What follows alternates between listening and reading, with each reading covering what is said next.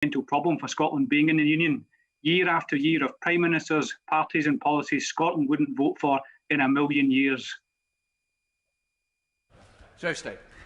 All I can say to the honourable gentleman is that in all the conversations I have with the Prime Minister, and I have them on a weekly basis, in person, one-to-one, by telephone, his passion for the United Kingdom and strength of the United Kingdom burns brightly. Let's go to Douglas Ross. Douglas. Thank you, Mr Speaker. As of yesterday, 61.3% of Scots aged 16 and over had received at least one dose of COVID vaccine. Comparing to the European Union, just 24.3% of those aged 18 or over have received a vaccine in the EU. Does the Secretary of State agree with me that the outstanding efforts of our NHS staff, our British Armed Forces and vaccinator volunteers, it has only been possible here in Scotland because of the success of the UK vaccination programme, and Nicola Sturgeon's claims that somehow an independent Scotland within the EU would have done it differently are complete rubbish? Secretary of State.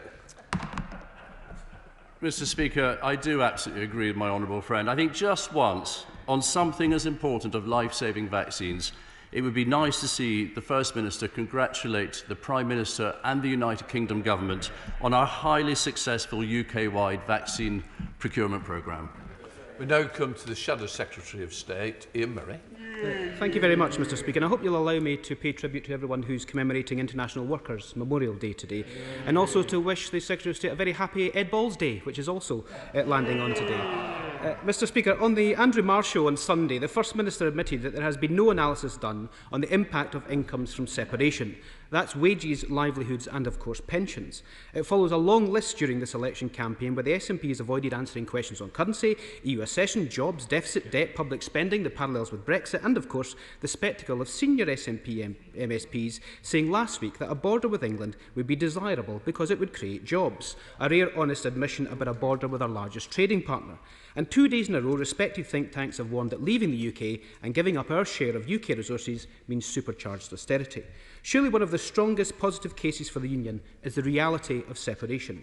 So can I ask the Secretary of State, if proponents of separation continue to refuse to answer critical questions that fundamentally impact people's livelihoods, incomes and futures, what can be done to inject some much-needed honesty and integrity and truth into this debate for the benefit of all Scots? So State. Well, Mr Speaker, I absolutely agree with the honourable gentleman that independence would have a whole series of negative consequences for the people of Scotland, not just on their pension and benefits, but around currency, around borders issues, armed services. The list is endless. And there's been no assessment done of those things, as I said earlier. This is the time we should be coming together for COVID recovery, to rebuild our economy, not even considering an irresponsible independence referendum. And I would very much welcome his and other political parties if they showed a willingness to come together to work on how we can strengthen our union. I'd welcome that. Ian Murray. As Anas Sarwar has said throughout this campaign, we need to unite the country to deal with the global pandemic. Talking of honesty, integrity and truth, can the Secretary of State take this opportunity to apologise on behalf of the Prime Minister for his let the bodies pile high comment when so many have lost loved ones due to COVID, over 800 deaths in my city of Edinburgh alone? And while he is apologising, perhaps he can tell us, if the Prime Minister has nothing to hide, who funded the refurbishment of Downing Street flat? And does he think that endemic sleaze in his government, with continual questions about the personal conduct and integrity of the PM, strengthens or weakens the Union? Secretary of State. Well, I mean, what I'd say to him on the bodies remark is that in every conversation I've had with the Prime Minister in the last year, his desire at all levels has been to save lives and protect the NHS. And I have, in many conversations, both in Cabinet committees, Cabinet and in private, I have no recollection of him being anything other than totally focused on saving lives and protecting the NHS. And he's been entirely focused on this pandemic, his pandemic all the way through. He hasn't been distracted, as others have, the nationalist Nicola Sturgeon admitting she took her eye off the ball. He hasn't taken his eye off the ball. He's been focused on the pandemic. He's tackled vaccines and the programme, and he now wants to lead our economic recovery. And those are the things that we should hold him to account for. Those are the things that strengthen the United Kingdom. Right, let's go to John Lamont. John. Thank you, Mr Speaker. There's been much reckless chat from SNP politicians about creating a hard border between Scotland and the rest of the United Kingdom. Now, my constituents in the Scottish border want to see the threat of a border and indeed the threat of another referendum removed. So does the Minister agree with me that the voters of Scotland have an opportunity to remove that threat next week in the Scottish elections by depriving the SNP of a majority, and that the best way of doing that is by voting Scottish Conservative? Bit of a toughie.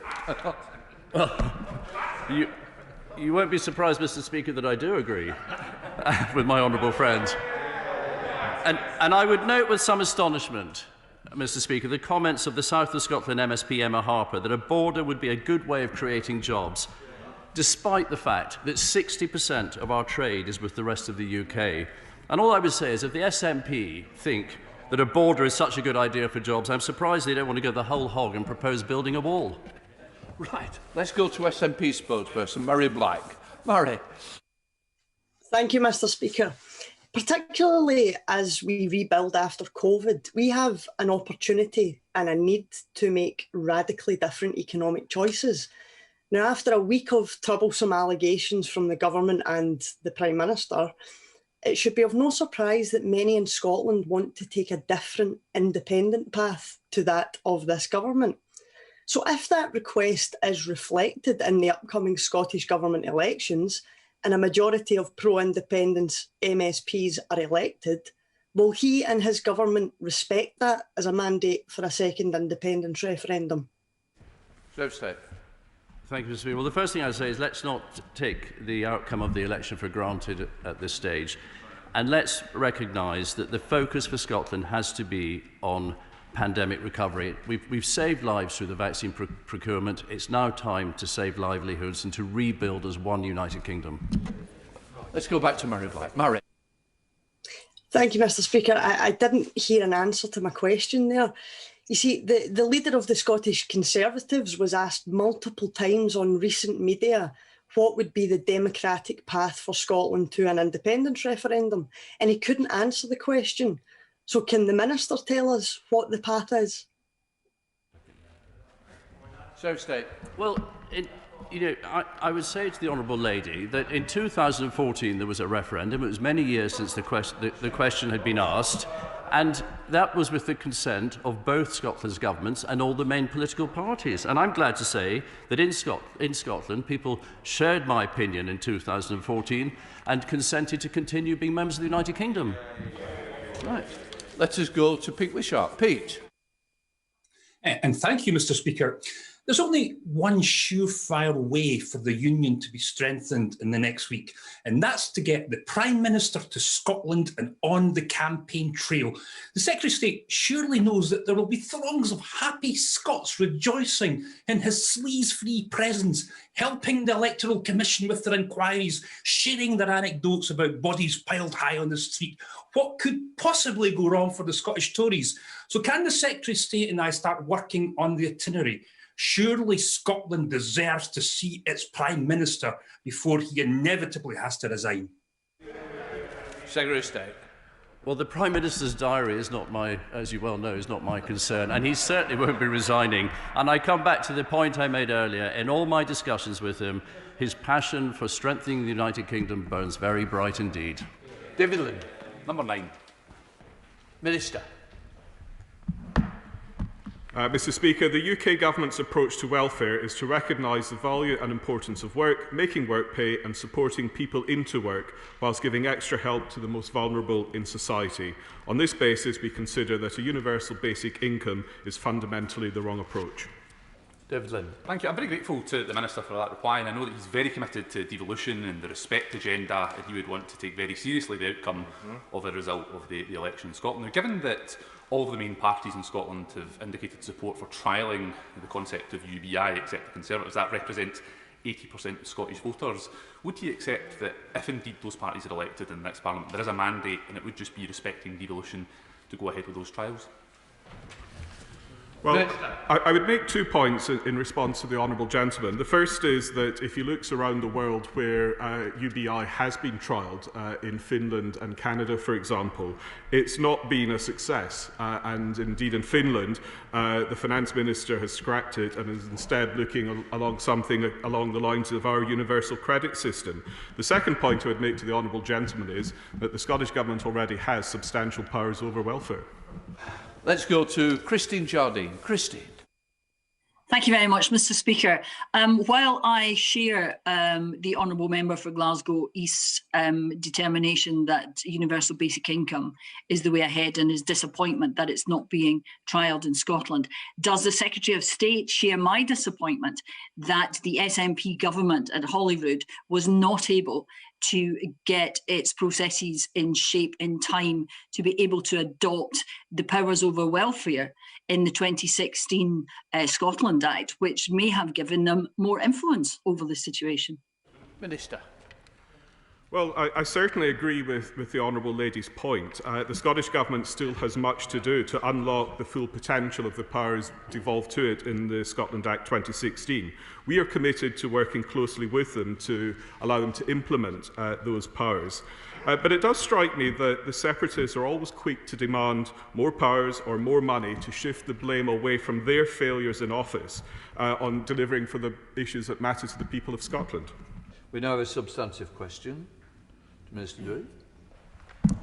Thank you, Mr. Speaker. And with permission, I will answer questions 11 and 12 together. I have regular discussions with ministerial colleagues as well as industry stakeholders on the opportunities that COP26 offers across Scotland. The COP26 Devolved Administration Ministerial Group brings together the COP President, Territorial Secretaries of State and Devolved Administration Ministers to support delivery of an inclusive and welcoming COP26 summit representative of the whole United Kingdom. Let's go to John Howell. John. Thank you, Mr. Speaker. Last year, the SNP government missed their own legal emissions targets, with source emissions in Scotland actually increasing by 1.5% in 2017-18. Does my honourable friend agree that as we approach the crucial COP26 summit in Glasgow later this year, the Scottish people deserve a government that is 100% focused on a green recovery, not another divisive independence referendum? Minister. Thank you, Mr. Speaker, and I'm sure you'll agree it's not for me to answer to the failings of the Scottish Government. However, I can assure my honourable friend that the UK Government is absolutely focused on achieving a green recovery plan as set out by the Prime Minister in his 10-point plan last year. This government is also focused on safeguarding the Union, and I agree with my honourable friend that a divisive referendum on Scotland's separation from the UK at this time would be an irresponsible distraction from the necessary work required towards that green recovery. Alexander Stafford. Thank you, Mr. Speaker. Can I welcome the ambitious new target this government set last week to cut the UK's carbon emissions by 78% by 2035? And does my honourable friend agree that in the run-up to the crucial COP26 summit later this year, it is more important than ever for all parts of the UK to work together so we can meet this target, so we can build back better and greener from the pandemic? Minister. Again, I completely agree with my honourable friend. Our proposed world-leading target marks a decisive step towards net zero by 2050 and would reduce greenhouse gas emissions by 78% by 2035 compared to 1990 levels. Through this year's COP26 summit, we will urge countries and companies around the world to join us in delivering net zero globally as we continue to work together across all parts of the UK to achieve our net zero ambitions and achieve a green recovery from the COVID-19 pandemic. Thank you, Mr. Speaker. The reality is the Minister should be embarrassed that renewable generators in Scotland face the highest locational grid charges in the whole of Europe. Ahead of COP26, we need to see a route to market for pumped storage hydro, for wave and tidal, go ahead for Acorn CCS and CFD for hydrogen. What capabilities has Scottish Welfare got working with Cabinet colleagues to actually get these matters resolved? I'll actually thank the honourable gentleman for his question, and I share his enthusiasm for all things related to energy renewables. But he'll know as well as I do that by law transmission charging is a matter for Ofgem as the independent regulator, and Ofgem, I would imagine he'd be aware as well, is currently considering some aspects of transmission charging arrangements through its access and forward-looking charges review. Let's go to Angela Crawley. Angela. Thank you, Mr Speaker. The SNP Scottish Government has committed to doubling its Climate Change Justice Fund. If re-elected next week, this is £24 million fund is used to help combat the effects of climate change in the Global South while we tackle carbon emissions at home. In the year of COP26, will the UK Government follow Scotland's lead and commit to a comparable climate justice fund to help those affected by climate change? I thank the Honourable Lady for her question. Not only will we commit to a comparable financial commitment, the recent spending review committed to spend £12 billion on green measures to support the 10-point plan and boost the UK's global leadership on green infrastructure and technologies, not just ahead of COP26 this year, but beyond as well. Substantive question to Minister Stewart. The United Kingdom is and will remain a research superpower, with R&D spending at the highest level for 4 decades. The Government has committed to invest nearly £15 billion in research and development in 2021-22, much of which will be used to fund the work being led by our world-class universities. Let's go to Andrew Gwynn. Andrew. Thank you. But both Aberdeen and St Andrews universities stand to lose £2.5 million each as a result of ODA cuts. Among the ongoing projects at risk at Aberdeen is a £1.8 million research initiative into the spread of infectious diseases between rodents and humans. Given that we've recently been reminded of the importance of long-term, well-funded research in responding to a global crisis, what steps are being taken to ensure that these cuts do not impair Scotland's ability to respond to future crises? Well, the first point I'd make to the Honourable Gentleman is I'm always willing to discuss individual programmes with specific universities, and I've done that through the Honourable Lady, the Member for North East Fife, in the case of St Andrews.